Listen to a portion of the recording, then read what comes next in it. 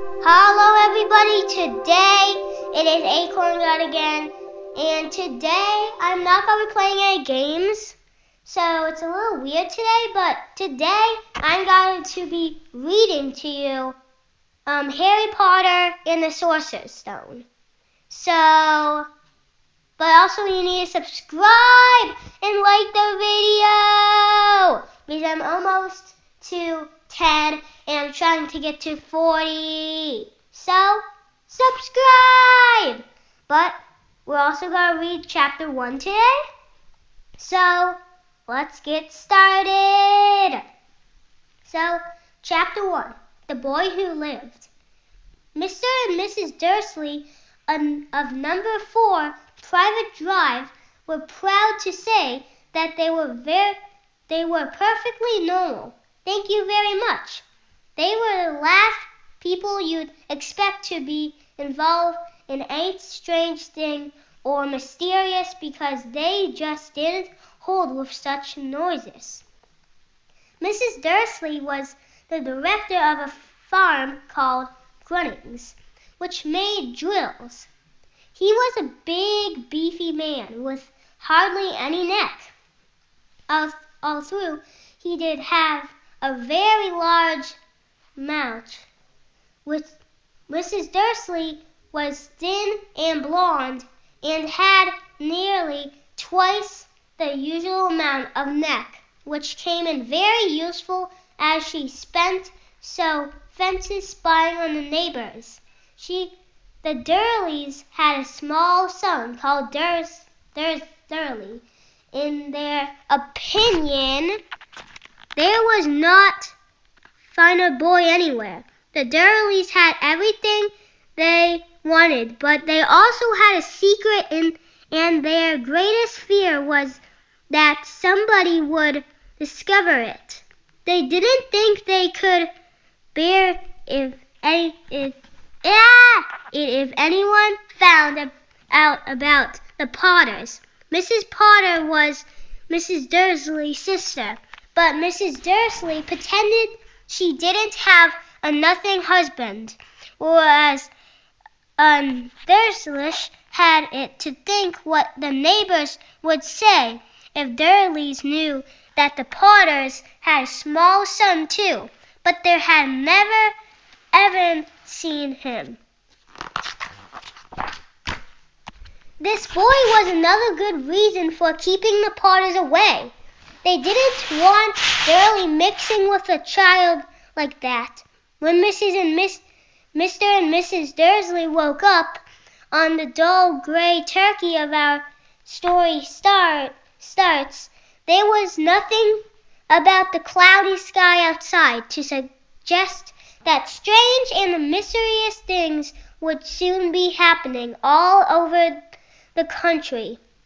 Mrs. Dursley hummed as she picked out his most boring tie for work, and Mrs. Dursley gossiped away happily as she wrestled a screaming Durley into his high chair. None of them noticed the large tawny owl flutter past the window. At 8:30, Mrs. Dursley picked up his briefcase, pecked Mrs. Dursley on the cheek, and tried to kiss Durley goodbye, but missed because Durley was now having a little tight chocolate Mrs. Dursley as he left a number 4 drive. It was on the corner of the street that he noticed the first sign of something, a cat reading a map. For a second, Mrs. Dursley didn't realize what he had seen. Okay, guys. A cat reading a map. Oh yeah. For a second, Mrs. Dursley didn't realize what he had seen. Then he jerked his head around to look again. There was a tabby cat standing on the corner of a private drive, but there wasn't a map in sight. What could he have been thinking of? It must have been a trick of the light. Mrs. Dursley blinked and stared at the cat. It stared back as Mrs. Dursley drove around the corner and picked up the road. He watched the cat in his mirror. It was now reading the sign that said private jet. No looking at the sign. Cats couldn't read maps or signs. Mrs. Dursley gave himself a little shake and put the cat out of his mind. As he drove towards town, he thought of nothing except a large order of drills he was hoping to get that day. But on the edge of town, drills were driving in his usual morning traffic jam. He couldn't help noticing that there seemed to be a lot of strangely dressed people about, people in cloaks. Mrs. Dursley couldn't bear people who dressed in funny clothes. The get-ups you saw on young people. He supposed he was some stupid new fashion. He drummed his fingers on the steering wheel, and his eyes fell on the hunting of his weirdo standing quiet close by. They were whispering accidentally together. Mrs. Dursley was entertained to see that a couple of them weren't young at all. Why, that man had to be older than he was and wearing an emerald green cloak. The nerve of him! But then he struck Mrs. Dursley that he was probably some silly stunt. These people were obviously collecting for something. Yes, that would be it. The traffic moved on, and a few minutes later, Mrs. Dursley arrived in the Grunnings' car parked, his mind back on drills. Mrs. Dursley always sat with his back to the window in his office on the 9th floor. If he hadn't, he might have found it harder to concentrate on drills that morning. He didn't see the owls swooping past in broad daylight through people down in the street. They pointed and gazed open-mouthed as owl after owl sped overhead. Sorry guys, I just had to check something, like what was the time, but okay guys, I'm gonna go back to reading. He was in a very good mood until lunchtime, when he thought he'd stretch his legs and walk across the road to buy himself a bun from the baker's opposite. He'd forgotten all about the people in his cloaks until he passed the group of them next to the baker's. He eyed them angrily as he passed. He did not know why, but they made him unnecessary. This lot were whispering accidentally too, and he couldn't see a single them clutching a large doughnut in the bag that he caught a few words of what they were saying. The Potters, that's right, that's what I heard. Yes, their son, Harry. Mrs. Dursley stopped dead. Okay guys, one more page until chapter 2, which is, actually I'm not going to tell you, but let's just keep reading it.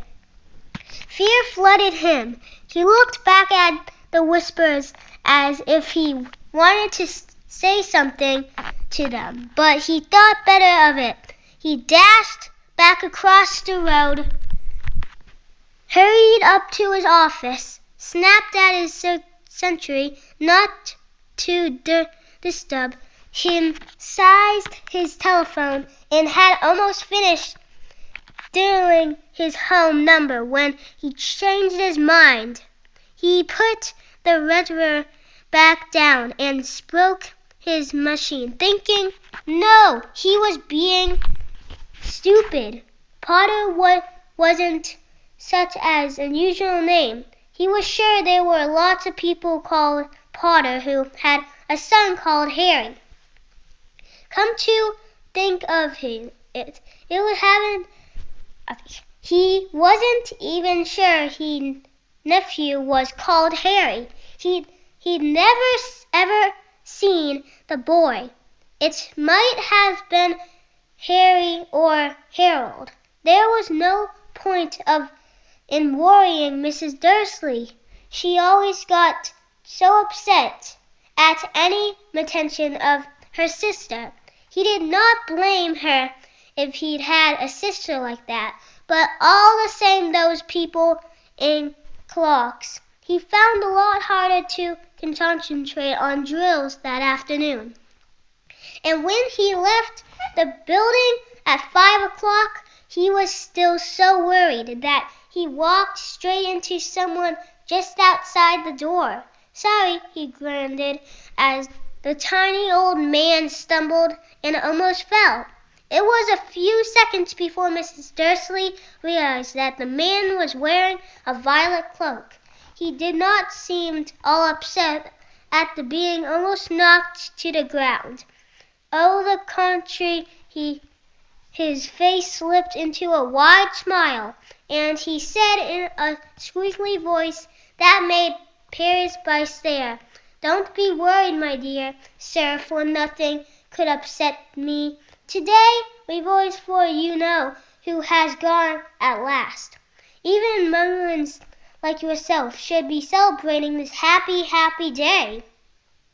And the old man hugged Mrs. Dursley around the middle and walked off. Mrs. Dursley stood rotated the spot. He had been hugged by a complete stranger. He also thought he had been called a mongrel, whatever that was. He was rattled. He hurried to his car and set off home, hoping he was thinking things which together he let himself into the house. He was still determined not to pretend anything to his wife. Mrs. Dursley had had a nice, normal day. She told him over dinner all about Mrs. Next Door's problem with her daughter and how Dursley had learned a new word, shadn't.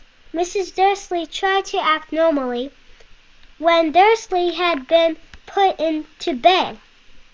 He went into the living room in time to catch the last report on the evening news, and finally bird watchers everywhere had been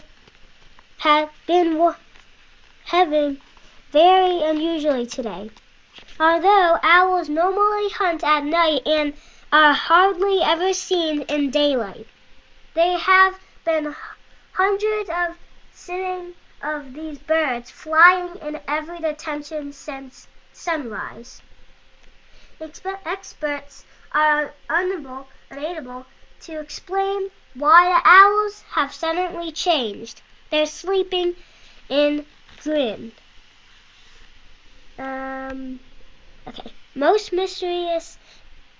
And now over to Jim, Mrs. Cuffin, with the weather going to be any more showers of owls tonight. Jim: Well, Ted said, the weatherman, I don't know about that, but it's not only the owls that have been actually autumn today.